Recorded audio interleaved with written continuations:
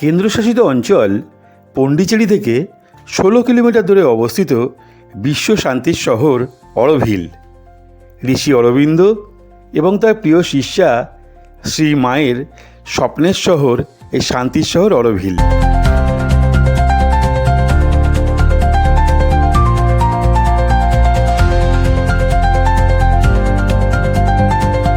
নমস্কার, আপনারা দেখছেন রয়্যাল জার্নি উইথ কৌশিক। আমি কৌশিক উপস্থাপন করছি অরোভিল।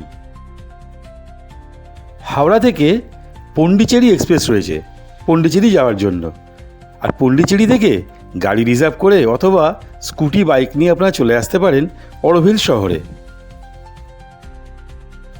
ঋষি অরবিন্দ এবং শ্রী মায়ের স্বপ্নের শহর হলো এই অরোভিল।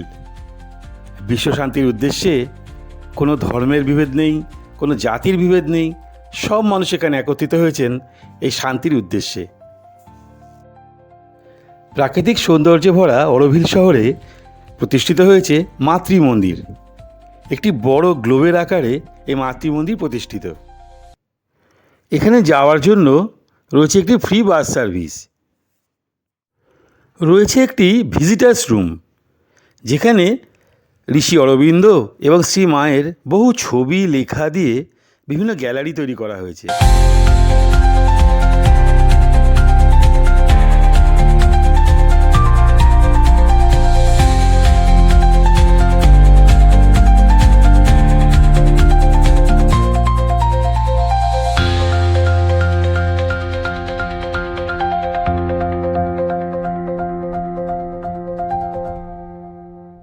বহু দেশের মানুষ এই মাতৃমন্দিরে আসেন।